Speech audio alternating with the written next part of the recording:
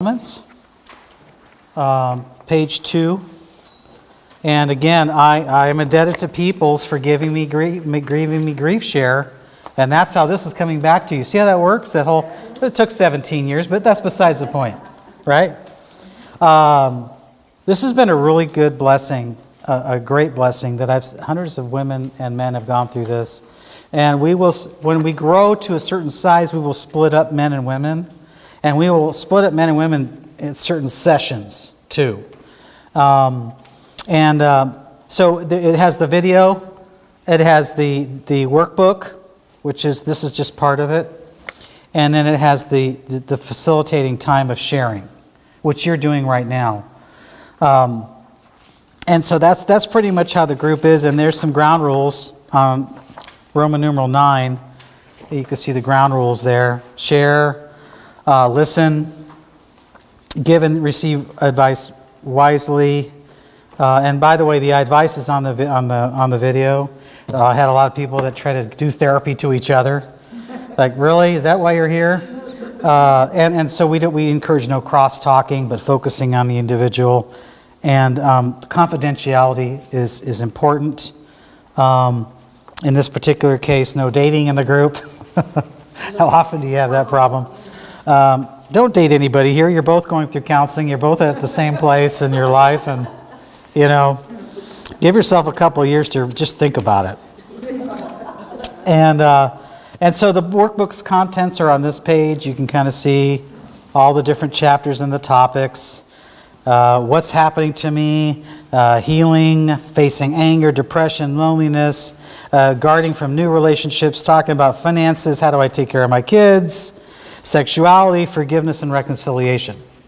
It's really a good 13. It's just 13 weeks, and so this is an important map. And this is the last thing I want to talk about here with this ministry.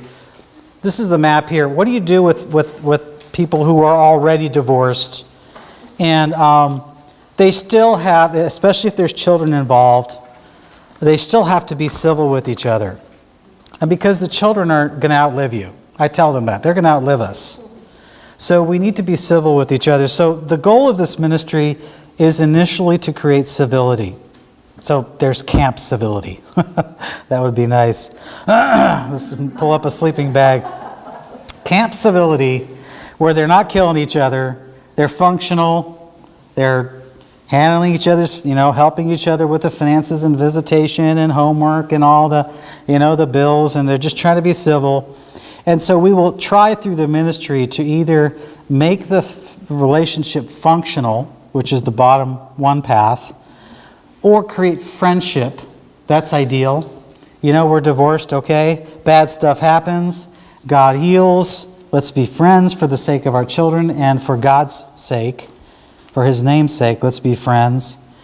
And then, of course, the last one is complete restoration, which is possible. We've seen people completely restored in their relationship through this because they realize that a lot of it depended on them. When you're in that position where you're victimized with bills and somebody cheated on you and, that sort of thing, and you're still smoldering in the anger and the bitterness and the resentment, when in fact a lot of this stuff, you're forced to take a mirror and say, well, what areas of my life need to be adjusted? Where am I wrong? What do I need to do? Because again, we're going to get back to that vertical thing. How can I restore my relationship to Him? And then He brings healing in other areas of my life. So this is just a really good program. And there's some preview. If you go to Vimeo.com or divorcecare.org, you can preview some videos and see how this can work. And it would definitely be a solution to counseling divorce in the Stevens type ministry structure, because it's still a facilitating model where you're using a workbook and a video and you're saying, hey, I'm not the expert. There's some good experts on the video, some good counselors on the video, and a lot of testimonials of people who have gone through it. And they really resonate with that. So you can take it out of your hands from having to feel like you have to be an expert on this topic, and you introduce them to a ministry like Divorce Care. So it's really good. And I told Barbara I'd allow some time for some Q&A. So why don't we why don't we just do that at this time? If you had any questions I can answer, or be happy to do that. How many people do you have in this divorce care ministry of the church that are trained to take on people? Well, in the divorce care ministry, you only need really 2 people. Now, we also have divorce care for kids. So kids 5 to 12, my wife and I take care of the divorce care for kids, and I have trained a couple to handle the divorce care for adults, and it's a husband and wife team who have gone through some stuff, and they split the men and women accordingly in their groups. And most of the time you're only going to get about maybe 5 to 15 people at the most is typical, unless you really promote and advertise. The company does it themselves. They'll put your church and your calendar on the website. So they're just one contact person, and they will call you. I got lots of calls from people, unchurched people and this is a great ministry. People have come to Christ, people have joined the church community, and so all of that blessings from the church has blessed their family. So really a couple for starters. You can even start with one person if you have to, but ideally it doesn't have to be a married couple. It could be a man and a woman team or 3 or 4 people that are trained. And the nice thing about it is they give you a training video with the workbook for a leader. So they will train you, they'll equip you, and you get assigned a person from divorcecare.org. And they'll call you, they'll email me any questions you have. They'll be happy to answer any questions that you have. So you have a live person there, advertise the church, the times, the schedule, and they'll train you. So they're really good about that. Now, are we able to refer people to your church for this? Certainly. And whenever it's on the calendar, so there's actually about 5 or 6 churches locally that do this program. So if they miss a 13-week cycle, they can go to the campus does it, Northwest, North Side. They all do this ministry. Our church was the only one that did the divorce care for kids. I wish more churches would do the kids program. Because it's interesting with the kids program, the kids are going through the same topic you are, but at an age-appropriate level with videos and stories, kind of like the James Dobson Kids video program. Stories, where they're talking with people and so forth. So that's a good program. Great question. Anyone else? If I have a care receiver and I want to refer them to this, where do they go? The website would be the best because it gives all the churches and their calendars. It's on that, should be on the cover, divorcecare.org. Did they put it on the cover? No. It's actually on the back. Yeah, divorcecare.org. And you just type in a zip code, and it'll show you all the churches in like about a 20-minute radius that's offering it. And thankfully, a lot of churches are offering it. Someone else here was going to ask a question? Got it? Broken fellowship. How would you guide the man regarding broken fellowship? In the sense that things aren't going the way he had anticipated. Mm-hmm. Maybe he saw it one way, she saw it different. Yeah. I don't know, maybe much. No, you're 100%. Yeah, broken fellowship. Okay. What's that? I can't. Are you here? Oh, okay. Broken fellowship. He feels like he's broken in his relationship with God or with his wife. With his wife, girlfriend. Or Okay. So with his wife. Well, first of all, if there's broken fellowship between he and his wife, he needs to be willing to come to a ministry like that. So that's the biggest hurdle, is are you willing to come every week to a program that discusses why your relationship is broken. So if he's willing to come, the videos are really good as far as talking about the heart issues and how a person needs to restore their relationship with the Lord and then how they need to relate to their wife. So you're talking about like a separation situation? Or they're divorced? Not necessarily separated. Okay. They aren't necessarily married. Okay. It's just that, They're not married? no, Okay, so it's like a, relationship. okay. Well, that, we would probably direct them more in the counseling, biblical counseling model, where I do one-on-one with them, biblical counseling. Hear where they're at, hear what they want, where their desires are, where they want to go, and then compare that with the Word and see if they want to do it God's way. But yeah, I've counseled situations like that pretty regularly. This also addresses that issue as far as of their broken relationship. Yeah, it takes people who are just newly separated, who are about to get separated, and then those who have completely been divorced. So it covers all those areas. Key points if that person doesn't really want to go. What are some key points that I might suggest that are important things to think about? Well, what do they want? Do they want to be restored? He does, yeah. Okay. Well, then they need to come. Do you want to be restored? Show up. Step one, show up. No, but and there's a fear there because they feel like, well, maybe I'm going to be confronted. The question was, what is the first step, right? And how do you handle somebody that may not want to come? I start with where their desires are. If they want to restore the relationship, they'll come. And then they'll be exposed to the Word and all the power that comes with that. Any other questions? Yes.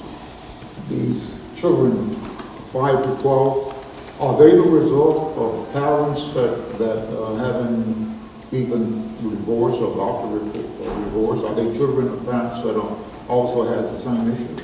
Yes. Whether they're separated, about to be separated, or they're divorced.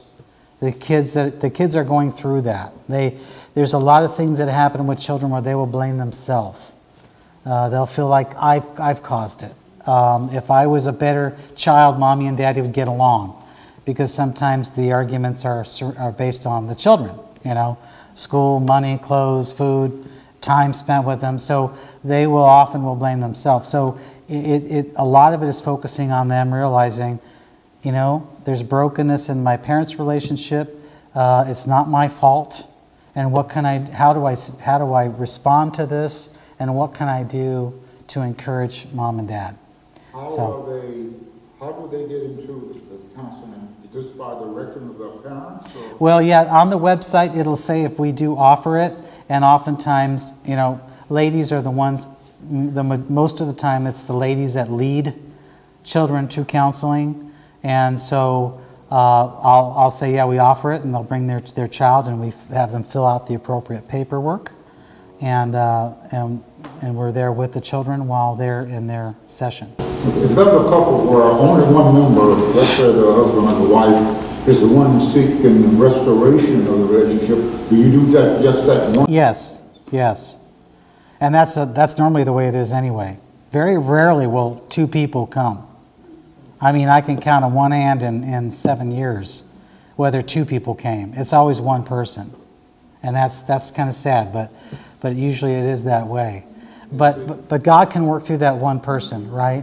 And bless the home. Kind of like Paul in 1 Corinthians 7 says, a believing wife can sanctify her unbelieving husband. And that sanctifies that idea of the Spirit working in that relationship and in that home.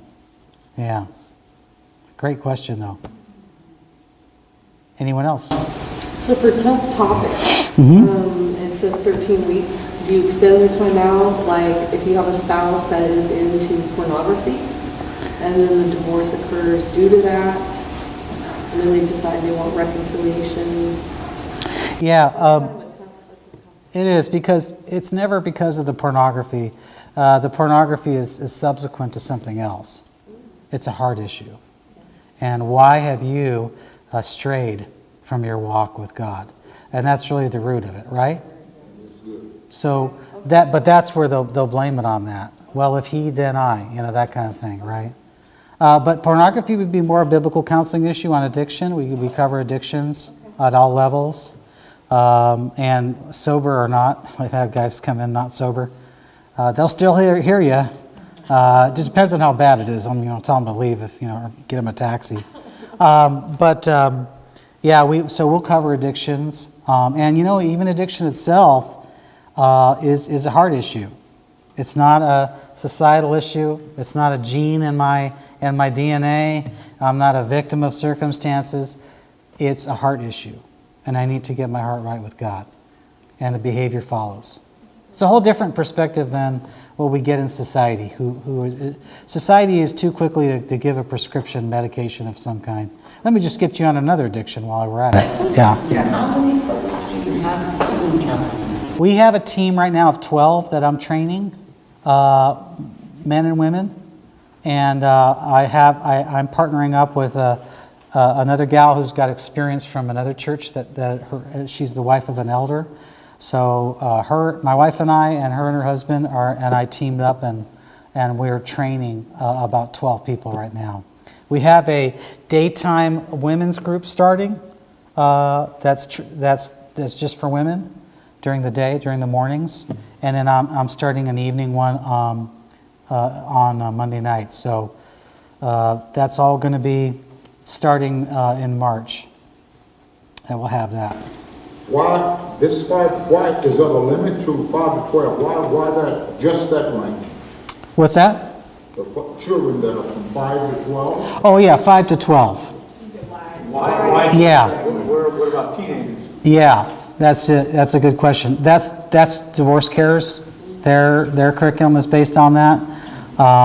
We'll float, before and after that.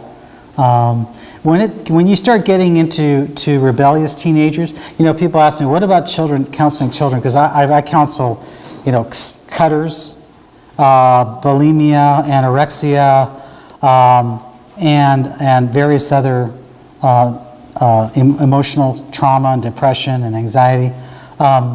We try to train the parents to counsel their kids, because the biblical model of the family is that it's the duty of dad, and if there's no dad, mom, to counsel their children. So we will work with the parents. Unless it's a really extreme case, we'll work with the kids. We have, you'll notice on the limitations we have as a church. Now, this is a church ministry, para-ministry, so we don't have to operate by the psychological board of the state of California. This is just a church discipleship ministry. So that gives us a lot of freedom in the fact that we're not bound by the state doesn't govern the church. So we're giving biblical counsel. But if there's issues, like for example, on this personal commitment to change, I actually have them sign this contract that they're committed. And there's some rules there, which are violated regularly. Like, give me 24-hour notice when you can't show up. That one's violated the most. If there's child abuse, elderly abuse, threats to injure someone else or self, I have to report them. So I had a case where a grandmother was physically abusing her grandkids, her granddaughters, and I had to report her to CPA. And I had to do it several times until finally the kids are taken. So we have to abide by the state when it comes to reporting. So if somebody threatens suicide, we take that seriously, and we will have to report that. Now, there's a difference between feeling suicidal and actually threatening suicide, right? We all feel suicidal sometimes. Lord, take me now. But when you plan on killing yourself, there's an actual plan you put together. There's behaviors like giving your stuff away, right? Resigning and isolating. There's things to watch for that we would get them help for. But again, all of it is a heart issue. When it comes to cutting and bulimia and body identity issues, we try to get them to realize that your body isn't your identity, your relationship to Christ is. Jesus is my identity, not my addiction, not my habit or hang-up or whatever else. So we really cultivate that relationship with the Lord. He is the answer all of our maladies, right? So when you have a suicidal threat, Mm-hmm. do you call 911 or do you go? I call the suicide hotline. There's a suicide hotline number you can call. If there's parents involved, I'll involve them immediately. And but they get these ground rules initially, so they know I can't do that here. I haven't had a suicide yet that has been successful. Thank the Lord. But we've had, and a lot of them are cries for attention. You know, we're living in the millennials of our culture are very much me, myself, and I. You know, and so they'll do things where they cry for attention. They suffer very loudly. You know, and so when we cultivate that relationship with the Lord, especially for girls, we want them to identify with Jesus, not body identity. It's not what other people think of you. It's not what your friends think of you. It's what does Jesus think of you? And that security of that relationship, it just gives them so much courage and self-confidence that they don't really care what anybody else. I love that when they say that. I don't care what anybody else thinks anyway. I know I'm walking with the Lord. That's all that's important to me. And sometimes I involve my daughter. She's 24, and I've taken her through the training. And so if it's a teenage girl, my daughter kind of looks like she's 18, 17, but she's 24. She's actually works with a lot of the teenage girls, and they love it. They just love it. And they're going through some pretty complex material on identity. And they develop a friendship, you know? And and that's what a lot of this is you develop friendships with people, and you're there when you're hurting. When they're hurting, they can call you, and you develop that bond. And that's really what discipleship is all about, right? I think Dr. Jim Cece at campus, he would always say, you know, a fellowship is a bunch of fellows on the same ship, you know? And I like that. That's a good saying. And he has a great series on purity for men, because that's an epidemic. Because pornography is a huge epidemic, and across the board, doesn't matter who the person is, and how that can destroy a relationship and a family is just amazing. How powerful that sin is. And so we take him through that. It's called the Purity War. If you want a good resource on it, the Purity War, and He's going all over Europe now. He's in I don't know how many countries. He's having that book translated in Polish and Romanian and Russian. And he tours Europe right now. Actually, he's in Europe right now. Wonderful ministry. I've been using that for over 20 years in my church when it was in the VHS, you know. Remember those? Yes. Great. That's a great series, though. So. Anyone else? Did you had some testimonials you wanted to have time?